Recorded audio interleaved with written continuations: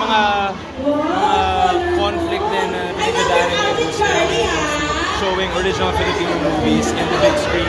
So I hope everybody goes out and watches in the theater. Hindi lang tuwing MMFF, kahit on a normal day, supportahan natin ang mga artists ng Filipino cinema. Dalawa yung show mo sa prime time. How do you feel?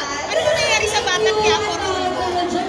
Hindi ko alam haters eh. Ako hater na rin ako ng character ko sa Batang Quiapo. Sobrang unforgivable na ng mga pinagagawa ni Pablo Caballero dun eh. But I'm very grateful of course sa opportunity at tiwala ng Dreamscape sa akin, ng ABS-CBN and ni Direk Coco and ng High Street team. Kasi ano lang naman ako eh. I'm just a guy who has big dreams and just a guy who's doing his work. You know what? You started with NC and it paid off and not that doesn't happen to everyone in showbiz. And parang ikaw yung poster boy na pwede mangyari. Yeah, pwede. Kahit wala kang kamag-anak sa industriya or hindi ka yung conventional na mestizo looking or Filipino na beauty standards. But I'm just very grateful talaga sa lahat ng opportunities na nabigay sa akin ever since. And to have the opportunity to tell the stories that matter to me and to the audiences that I want to speak. Elijah, may time ka pa sa Love Life in spite of your busy schedule? Bakit hindi? Pero sa totoo lang, sobrang busy eh. Halos araw-araw po talaga yung trabaho eh. Without going into details, did you talk to Miles na meron na rin siyang daily show like you? Yes! Sobrang proud of her. Sobrang proud of her. Sinilip ko yung Kajak Princess actually yesterday, di ba? So, congrats sa buong team kasi friend ko rin sa Direct Easy.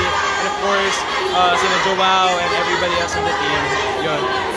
Ang tanghali, si Miles, prime time ka. Back to back, di ba?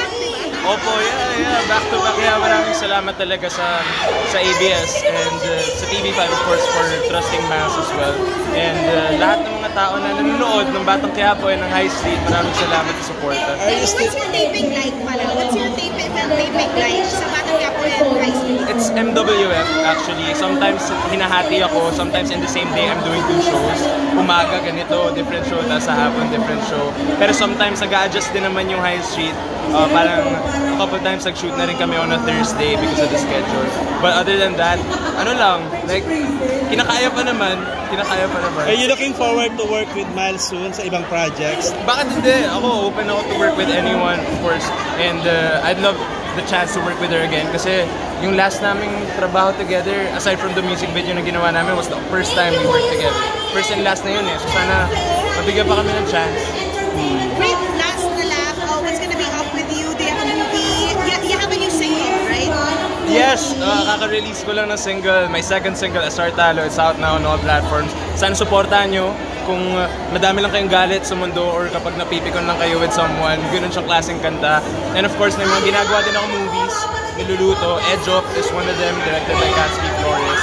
And hindi ko pa pwede masabi yung iba eh. Pero I'm happy to say that we're busy and blessed right now. Wait lang, sorry. Yung Asartalo, it's for who? It's for us? Hindi, honestly, it's for you. No, it's a personal thing na pinagdaanan ko. At the time, pumunta ako studio, tapos may kinapipikunan lang ako na isang tao. Pero hindi ko pwede sabihin kasi okay na kami ngayon eh.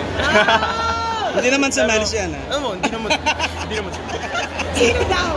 Secret, hindi pwede sabihin. Friend ko yun. Okay na kami, okay na. I-play namin yung Asartalo. Yes, para malaman, sino kaya yun? Yes, okay, please. thank you. Thank you.